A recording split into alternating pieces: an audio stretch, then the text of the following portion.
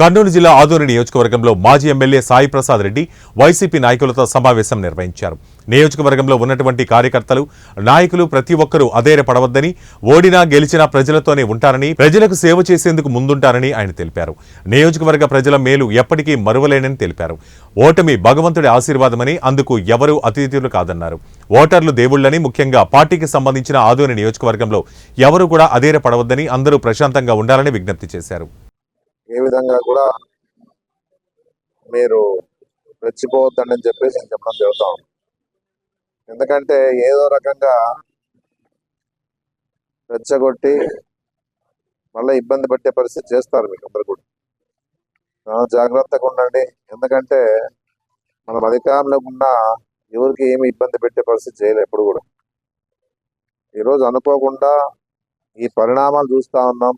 రాష్ట్రంలోనే, మన ఒక్కటే కాకుండా రాష్ట్రంలోనే ఈ విధంగా జరిగిందని చెప్పేసి మనం చూస్తా ఉన్నాం. మరి ఎందుకు ఇట్లా జరిగిందో అనేది కూడా మనం ఆలోచించాలని చెప్పేసి కూడా నేను చెప్పడం జరుగుతా ఉన్నాం.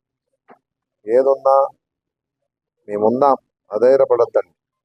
ఏదున్నా కూడా భగవంతుడు ఉన్నాడు, మనం మీకు అందుబాటులో ఉంటాం.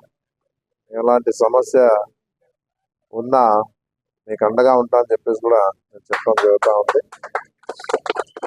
చాలా మంది ఇప్పుడుండే పరిస్థితుల్లో చాలా మంది ఆలోచిస్తూ ఉన్నారు, ఎందుకు ఈ విధంగా జరిగిందని చెప్పేసి కూడా మహిళలు బాధపడతా ఉన్నారు.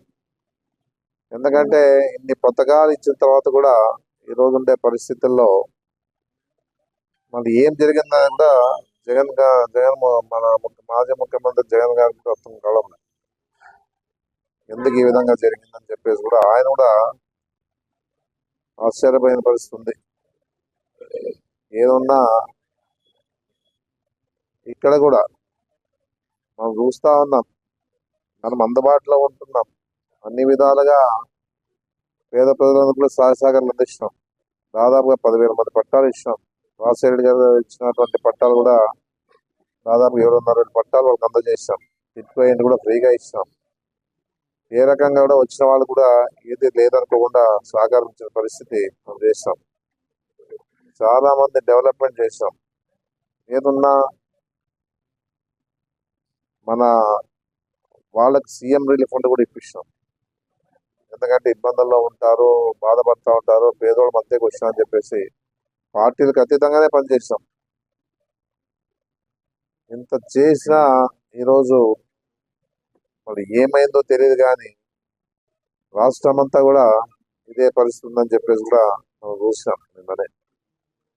సరే, ఏదున్నా ఒకటే చెప్తా ఉన్నా, నాకు పార్టీ కార్యకర్తలకి, నాయకులకి, అభిమానికి, ఓట్లు వేసిన వాళ్ళందరూ కూడా చెప్తా ఉన్నాను, నేనున్నా అని చెప్పేసి, అదే రబడంతో అని చెప్పేసి, ఏదున్నా మీకు అందుబాటులో ఉంటే పనిచేస్తా అని చెప్పేసి